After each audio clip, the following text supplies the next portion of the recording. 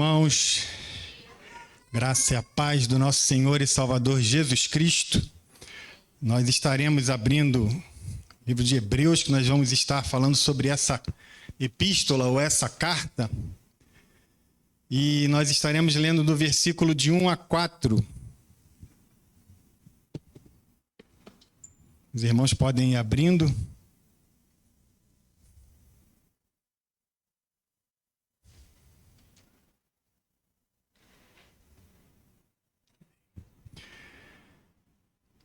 Todos acharam? Então vamos à leitura do texto sagrado que diz assim: havendo Deus outrora falado muitas vezes e de muitas maneiras aos pais pelos profetas, nestes últimos dias nos falou pelo Filho, a quem constituiu herdeiro de todas as coisas, pelo qual também fez o universo. Ele, que é o resplendor da glória e a expressão da exata do seu ser, sustentando todas as coisas pela palavra do seu poder. Depois de ter feito a purificação dos pecados, assentou-se à direita da majestade nas alturas, tendo se tornado tão superior aos anjos, quanto herdou o mais excelente nome do que eles.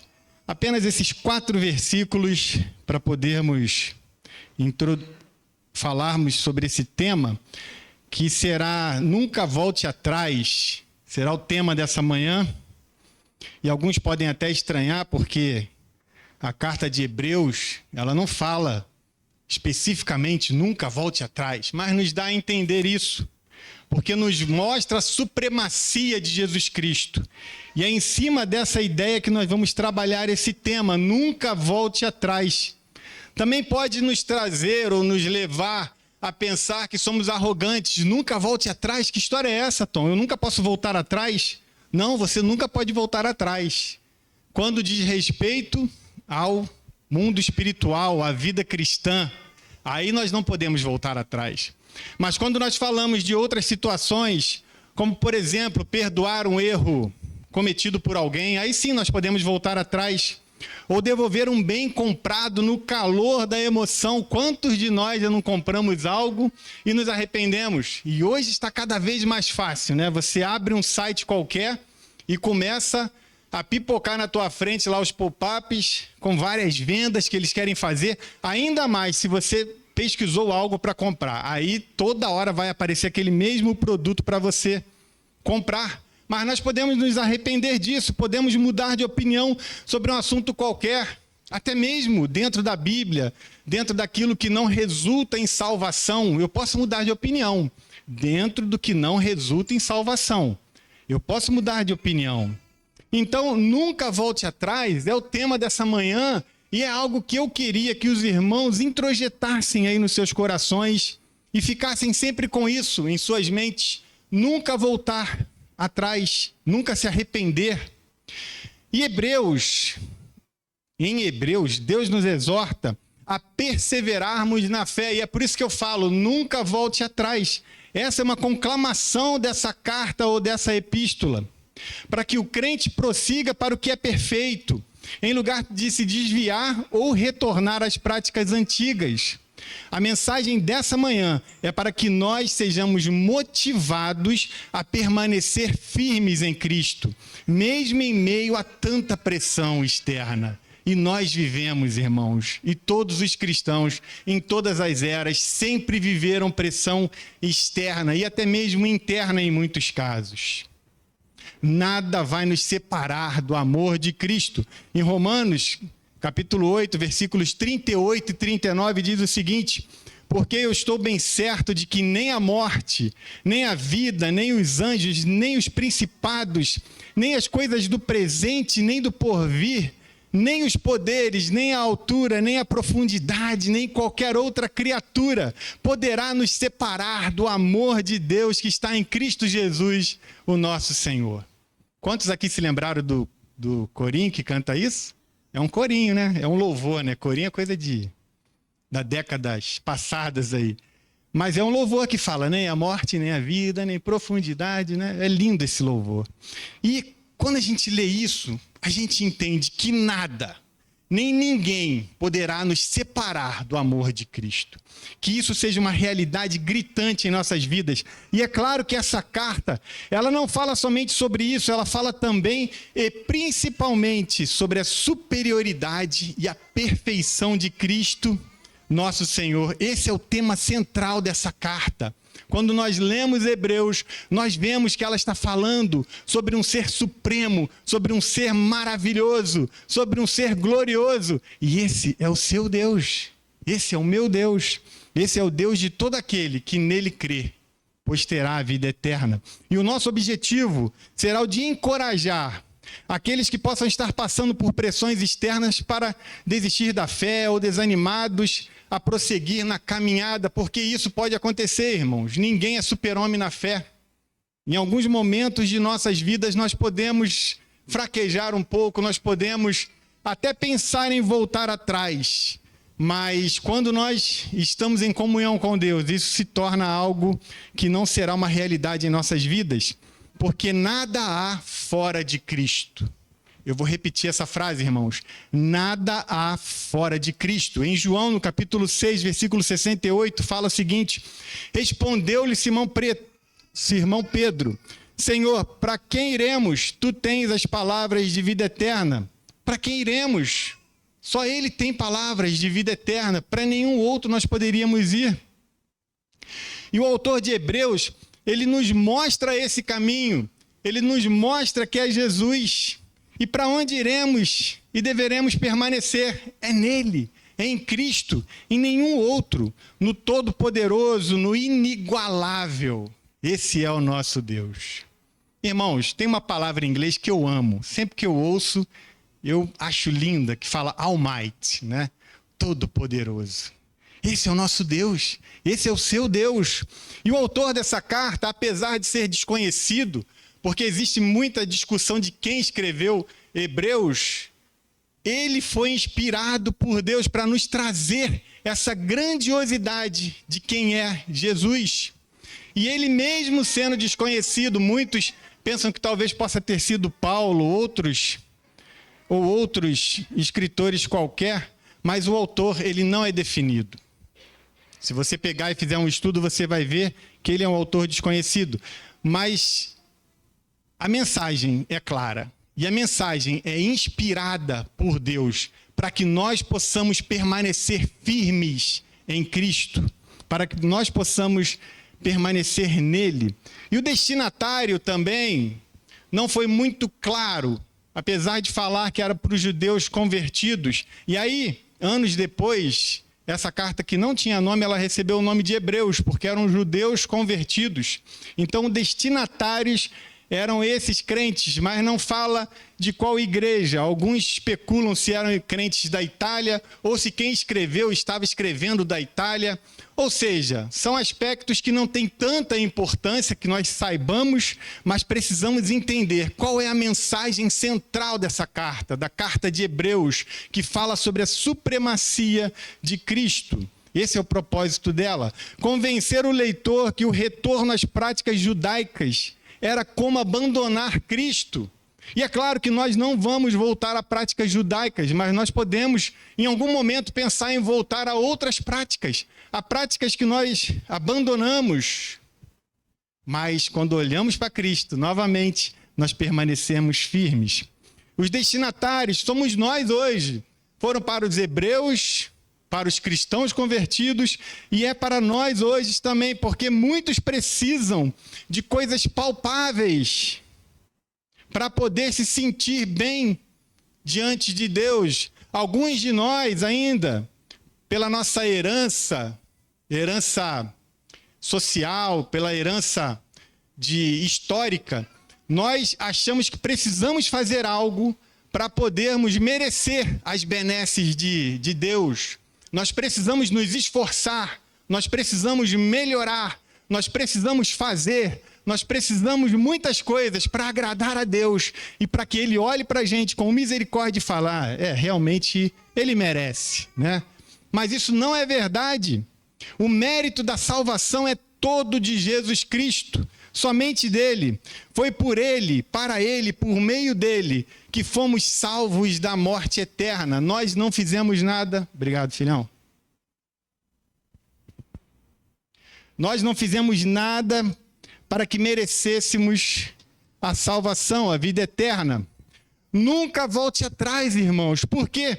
Porque Cristo é a perfeita revelação de Deus. Versículos 1 e 2 fala o seguinte: havendo Deus outrora falado muitas vezes e de muitas maneiras aos pais pelos profetas, nestes últimos dias nos falou pelo Filho, a quem constituiu o herdeiro de todas as coisas, pela qual também fez o universo. Havendo Deus outrora falado, Deus fala ainda hoje, irmãos. E quando fala, vem à existência o que não existia. Isso é lindo. Quando você imagina que nada existia e do nada tudo se fez, irmãos, quem não vibra com isso? Qual é o crente insensível que vai olhar para o universo e vai ver que através da palavra de Deus tudo se fez? Deus se revela a nós através da existência daquilo que não existia. Em Gênesis capítulo 1, versículo 30, ou melhor, versículo 1, perdão, irmãos. Gênesis capítulo 1, versículos 3 e 5, fala o seguinte: disse Deus, haja luz, e houve luz. E viu Deus que a luz era boa, e fez separação entre a luz e as trevas. Chamou Deus a luz dia, e as trevas noite. Houve também tarde e manhã, o primeiro dia. E no verso 26 ele fala assim, ó: façamos. Também disse Deus, façamos o homem à nossa imagem, conforme a nossa imagem e semelhança. Tenha ele domínio sobre os peixes do mar, sobre as aves dos céus, sobre os animais domésticos, sobre toda a terra e sobre todos os répteis que rastejam pela terra. E disse Deus, pela palavra, ele criou tudo que nós vemos, tudo que é complexo, tudo que nós jamais conseguiríamos reproduzir, por mais inteligência que o ser humano tenha, Deus criou assim. Alguns acham que levaram milhares de anos, mas Deus criou assim. Quando ele falou, veio a existência. E quando Deus fala, vem a mudança de rumo. É outra coisa impressionante. Quando Deus falar ao seu coração nessa manhã, não resista a ele, mude de rumo. Permita que essa palavra lhe traga uma nova perspectiva acerca do que deve ser feito. Ou confirme, se você já tiver isso em seu coração. E quando Deus fala, revela a verdade. Ele revelou o próprio Cristo. Quando ele fala, ele revela o próprio Cristo. Mesmo vivendo em uma sociedade em que a verdade foi relativizada, Deus nos dá a verdade e ele nos dá a esperança. Quando nós entendemos qual é a verdade, que é Cristo, vem a esperança. E o mundo, seja ele moderno ou não, ele busca a verdade, a busca da verdade. Dentro da filosofia, você vai ver que Aristóteles, Platão, esse aí a gente voa demais. É o membro que mais fala na minha classe lá de discipulado, show de bola. Esse aí é super participativo. Nós amamos ele no nosso meio porque traz vida, né, irmãos? Quando tem criança, tem vida, né? Tem alegria e nós gostamos muito disso. Quer ver alguém que não crê em absolutos? Você conhece alguém que não crê em absolutos? Você verá que esse alguém não tem esperança. É muito triste quando você não crê em absolutos. Não tem esperança do porvir, não tem esperança de que dias melhores virão. Eu estou lendo um livro chamado Pretoriano. Na verdade, não estou lendo, eu pego para ler, né? Porque lá em casa a gente tem um costume de espalhar livros pela casa para que, de repente, algum interessado leia, né? E esse Pretoriano, ele está logo no lado ali do sofá, e às vezes eu pego para ler. E que história, irmãos! O Pretoriano, uma história de heróis e mártires. Ele conta a história de irmãos nossos que viveram na antiguidade e que foram perseguidos por Roma. Muitos deles empalados, muitos deles queimados vivos, muitos deles jogados aos leões, e eu tive o privilégio de estar perto de um desses locais. E muitos irmãos morreram ali, naquelas arenas, em várias arenas espalhadas pelo Império Romano. Uma delas, o Coliseu, mesmo que haja uma certa celeuma sobre isso, eu creio que muitos morreram ali e foram devorados pelas feras. E esse pretoriano, ele era um oficial romano, e quando ele via os cristãos caminhando para a morte, cantando, e quando perguntavam o nome deles, eles falavam, eu sou cristão. Irmãos, esse pretoriano não conseguiu se segurar e ele se converteu ao cristianismo. Não cheguei ao fim do livro ainda, mas vou chegar. Está lá do lado, é só pegar e ler, né? Mas o mais importante é que eu já li esses relatos que são verdadeiros, aonde esse pretoriano vai conviver com aqueles irmãos que estão nas Isso, nem vou me atrever a falar, né? Eu lembrei do Ricardo, porque ali embaixo, qual que é o nome da classe, Ricardo? Igreja Perseguida, né? E ele convive com esses irmãos e ele vê a fé desses irmãos e se converte. E é por isso que eu estou trazendo essa mensagem nessa manhã, irmãos. Para que a nossa persistência em Cristo, a nossa resistência, o nosso amor a Ele acima de qualquer coisa, acima da própria vida, possa levar outros a se converterem, não por mim, não pelos meus méritos, mas porque eu reflito a glória de Deus em minha vida através das minhas atitudes. Que nós, como cristãos, possamos continuar firmes em Cristo, sabendo que outros estão vendo o nosso proceder no trabalho, o nosso proceder na família, e possam pensar que existe algo de interessante nessas pessoas. O que será que eles têm? E é conosco que eles vão se aconselhar quando precisarem saber sobre algo, sobre a vida, sobre o casamento. São com cada um de vocês aqui, irmãos. Por isso nós devemos nos manter firmes. Através da palavra de Deus, ele se revela, ele dá prova de si, através dos próprios atributos, ele se dá a conhecer voluntariamente. Não fui eu que um dia cheguei e falei, Deus, quem é o Senhor? Não. Ele olhou para a humanidade e falou, vou me revelar a vocês. Através da criação, através de Jesus Cristo, através da Bíblia Sagrada que nós temos hoje em nossas mãos e que alguns não dão valor, mas deveriam valorizar, porque ela contém a verdade que pode mudar vidas. Ao olharmos para a criação, nós vemos a mão de um ser inteligente. É impossível, irmãos. Aqueles que têm sítio, têm esse privilégio, podem deitar na grama à noite, olhar para o céu e ver o céu estrelado, né?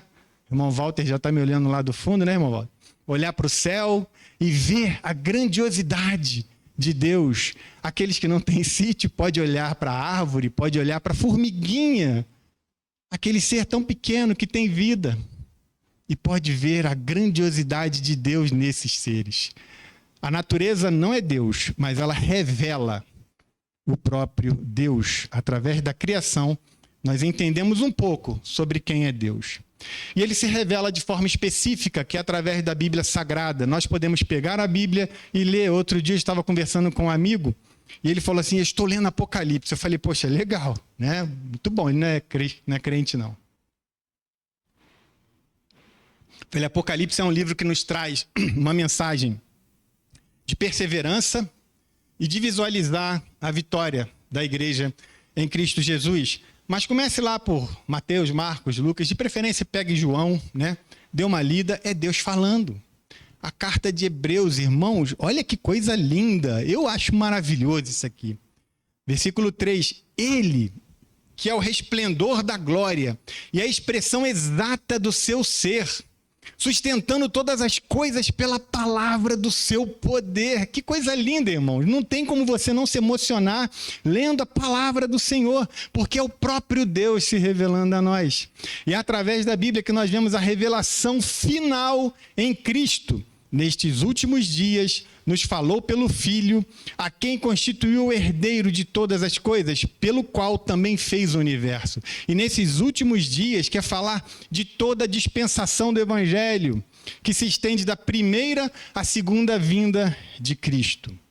A revelação final está em Cristo. Jesus é a culminação de todas as promessas e profecias. Ele é a perfeita revelação de Deus. Tendo Deus nos falado de maneira tão clara e poderosa através do seu Filho, temos ainda mais razões para perseverar em nossa fé. Se você conhece a Cristo, se você sabe quem Ele é, se você entende a glória dEle, ao olhar para Ele, você persevera na fé. Não tem como, irmãos, desanimar olhando para Cristo. Se você olhar para o lado, você vai desanimar. Mas se você olhar para Cristo, você vai continuar firme em Cristo, apesar de todos os problemas que nós vivemos e vamos viver, porque a vida é assim. A vida é difícil.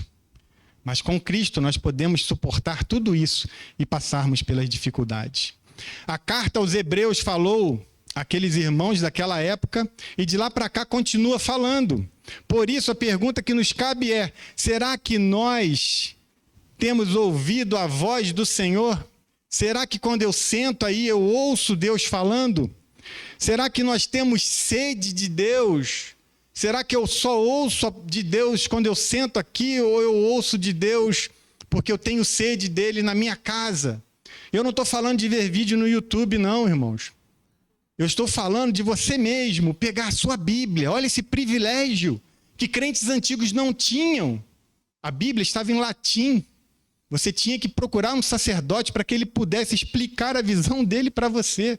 Hoje você tem ela na sua língua e você pode sentar e ler e desfrutar de Deus, desfrutar da presença de Deus. Como é bom quando eu estou com a minha esposa, como é bom quando eu estou com meus filhos. E eu desfruto desses momentos. Quando eu era mais novo, era um pouquinho mais relapso. Agora a gente vai ficando mais velho, né? A gente começa a falar, eu tenho que aproveitar cada momento, né? E aí você fala, cara, que legal. Olha só, que bom estar juntos. E você se delicia do momento, você aproveita o momento. Eu não fico pensando, quando eles casarem, vai ser legal, eu serei avô. Não, irmãos, é agora. É esse o momento. Esse é o momento de aproveitar a presença dos irmãos. Eu estou nessa igreja desde 96. Quantos irmãos queridos eu vi passar por aqui? Quantos eu aproveitei a presença deles? Aproveitei os conselhos, aproveitei o estar juntos. Mas quantos eu não aproveitei e foram embora? Ou para outras igrejas, ou para outras cidades, ou foram morar com o Senhor, né? Então aproveite cada momento. Quando você puder estar com os irmãos, aproveite esse momento. Não esteja no local apenas, mas aproveite o estar naquele local com os irmãos. Nestes últimos dias, Deus falou pelo Filho, e Ele nos fala agora de forma completa. No Filho tudo foi consumado, a revelação está completa. No Antigo Testamento, Deus falou de muitas maneiras aos patriarcas, aos pais, pelos profetas, através de homens incompletos e falhos, que eu só falo isso porque eu estou comparando com Cristo, mas que foram homens e mulheres que nós temos que dar honra a eles, pelo que eles fizeram, mas nós sabemos que eles eram imperfeitos, que eles erraram, mas eles trouxeram a mensagem até Cristo, e em Cristo nós vemos a revelação completa de Deus. Ele se revela a nós, porque quem vê Jesus vê o Pai. Em João capítulo 14, versículo 9, fala assim: disse-lhe Jesus, Filipe, há tanto tempo estou convosco e não me tens conhecido? Quem me vê a mim vê o Pai. Como dizes tu, mostra-nos o Pai? Devemos parar de querer ouvi-lo em outros lugares, em lugares errados. A nossa sede espiritual deve estar saciada nele, e não em outras pessoas ou em outras coisas. Nós não precisamos de outra revelação. Ele é a revelação final, Cristo Jesus. Ele é superior a tudo e a todos. Irmãos, ele é superior a tudo e a todos. Não precisamos de mais nada e de ninguém. E aí a minha pergunta que eu faço a mim e a cada um aqui é: por que existem crentes que ficam pensando no Egito? Querendo voltar ao lugar da escravidão, querendo voltar a comer cebolas, e tem gente que gosta, né? Mas acho que era só cebola ou outras coisas. E se esquecem do maná que caía do céu, das codornizes que caíam do céu. Mas nós não nos alimentaremos, ou nós não nos alimentamos de cebola, nem do maná que caiu do céu, apesar de ter cumprido a finalidade dele. Uma hora ele cessou de cair dos céus. Cristo é a nossa porção. Não são as cebolas, não é o maná, é Cristo. Ele é a nossa porção. É nele que devemos nos satisfazer. A vida em Cristo é plena. Nós não necessitamos de bengalas emocionais, devemos nos apoiar apenas nele. Por que existem crentes que ficam flertando com o pecado? Por que sentimos saudades de coisas que não são boas para nossas vidas, para o nosso organismo, para a nossa psique, para o nosso emocional? Por que ficarmos flertando com isso? Por que existem crentes que ficam buscando o conselho do ímpio? Vai ouvir uma influencer qualquer ou um influencer, vai ouvir pessoas erradas, mas não busca no lugar correto, que é a Bíblia Sagrada, que são irmãos e irmãs fiéis e sinceros na fé, que nós, caminhando com eles, sabemos que são sinceros e que podemos buscar conselhos sobre determinadas situações em nossas vidas. Nem sempre estaremos certos, irmãos. Vai ter momento que eu vou ter que olhar para um irmão, buscar nele uma sabedoria, buscar nele um conselho. Irmãos que amam a Deus, que eu veja isso na vida dele, que eu veja os frutos na vida dele. Nunca volte atrás, porque ninguém se compara a Cristo.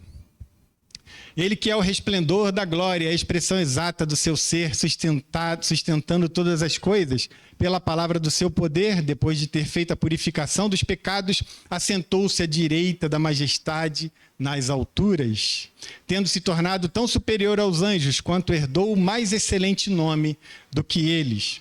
Como eu falei, os profetas traziam a mensagem. Cristo é a própria mensagem. Jesus é o resplendor, a refulgência da glória. Aquele que habita no tabernáculo é o próprio Cristo. Ele é a Shekinah de Deus. Ele tem a mesma natureza do Pai. E ele está dentro do seu coração. Em Colossenses, no capítulo 2, versículo 9, fala assim: porquanto nele habita corporalmente toda a plenitude da divindade. Não existe um método mais eficaz de permanecer firme no Evangelho do que ter uma visão ampla e correta de Jesus Cristo. Por que eu falei de youtubers da vida? Você vai ver muita coisa boa, mas você vai ver cada coisa que vai distorcer Cristo. E se você não tiver uma maturidade perfeita, não buscar o Espírito Santo para te mostrar isso, o teu Cristo vai ficar distorcido. E quando você pensar em desistir, você vai desistir, porque esse Jesus é muito fora dos padrões daquilo que a Bíblia diz que deveria ser. Jesus não foi forjado pela mente humana. Ele não é um ídolo que eu criei, Jesus. Não. Ele está na história, através da história. Outros ídolos têm início, têm meio, têm fim. O homem pega uma árvore, corta ela, joga no fogareiro, faz ali uma comida gostosa e da mesma árvore ele faz um ídolo e se ajoelha diante desse ídolo e pede que esse ídolo resolva os seus problemas, as suas frustrações. E aquele ídolo é apenas um pedaço de madeira esculpido. Uma obra de arte, pode até ser, mas não tem poder para salvar nem ele. Se você pegar e jogar no fogo, ele vai queimar como aquele outro pedaço de madeira que você jogou. Ele, Jesus Cristo, é o grande rei, assentado à destra do Pai, o herdeiro de todas as coisas, a perfeição em pessoa. Então, por que buscarem cisternas rotas, em poços que logo secarão, em prazeres que logo passarão, em uma religiosidade sem sentido? Buscar um Cristo que não é eficaz, buscar fazer práticas que não vão te levar a nada. Não tem sentido isso. E concluindo, irmãos, a nossa mensagem dessa manhã, para que nós permaneçamos firmes em Deus, firmes em Cristo. Quanto mais nós conhecermos a Jesus, quanto mais fascinado por sua majestade, mais firme e fiel você ficará e você será a Deus. John Piper disse a seguinte frase: a glória de Deus é o maior bem a ser perseguido e desfrutado por todos nós. O por todos nós é por minha conta, viu, irmãos? Mas esse é um objetivo que nós temos que ter. Perseguir a Cristo e desfrutar dele. Desfrutar. É estar diante de Deus, sabendo que Ele é Deus. Estar diante de Jesus, compreendendo a sua glória. E que Ele é o seu Pai. É o Todo-Poderoso. Não existe ninguém mais forte e poderoso do que o seu Pai. Você já pensou nisso? Existem muitos pais por aí, mas nenhum deles se compara ao seu Pai, que é Jesus, que é Deus. A carta aos Hebreus nos mostra um pouco da glória de Cristo e de quanto Ele é incrível. Então concluímos com um versículo que está nesta mesma carta, capítulo 12, versículos de 1 ao 2, que diz assim: portanto, também nós, visto que temos a rodear-nos tão grande nuvem de testemunhas, desembaraçando-nos de todo o peso do pecado que tenazmente nos assedia, corramos com perseverança a carreira que nos está proposta, olhando firmemente para o autor e consumador da fé, Jesus, o qual, em troca da alegria que lhe estava proposta, suportou a cruz, não fazendo da ignomínia ou da vergonha, e está assentado à destra do trono de Deus. É Ele que está assentado à direita do Pai.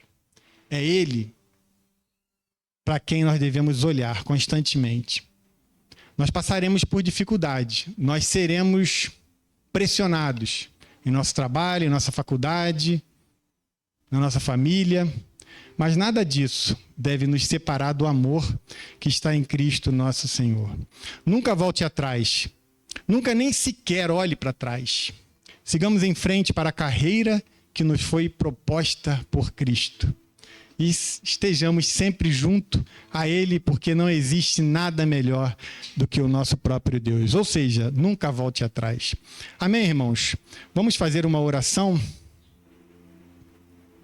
nesse momento. Peço que os irmãos fechem os seus olhos. Nós vamos orar ao nosso Deus. Pai amado, obrigado, Senhor, por um momento tão precioso como esse. Deus, nós sabemos que nós não merecemos a salvação, não merecemos o teu perdão. Nós sabemos que somos pecadores, somos fracos, mas o Senhor nos dá força. É o Senhor que nos perdoa. É o Senhor que nos purifica. E através do sangue do Cordeiro, de Cristo Jesus, que nós somos salvos e redimidos pelo sangue do Cordeiro e somente dele, Pai. Não existe outro maior, Senhor. Não existe outro como Jesus Cristo, Pai amado. Que a glória dele esteja no nosso meio, Senhor. Que a sua presença se faça sempre em nosso meio, nos mostrando o caminho que devemos seguir, Pai amado. Que possamos ter os nossos olhos fitos em Cristo, que é o autor e consumador da nossa fé. A nossa fé não está baseada em homens, não está baseada em obras, não está baseada em nada além de Cristo, Pai amado. Que nós possamos entender isso, colocar dentro do nosso coração, Pai, e desfrutarmos da presença de Cristo, que é tudo que nos basta. Obrigado, Senhor. Em nome de Jesus oramos. Amém. Alguém vai concluir?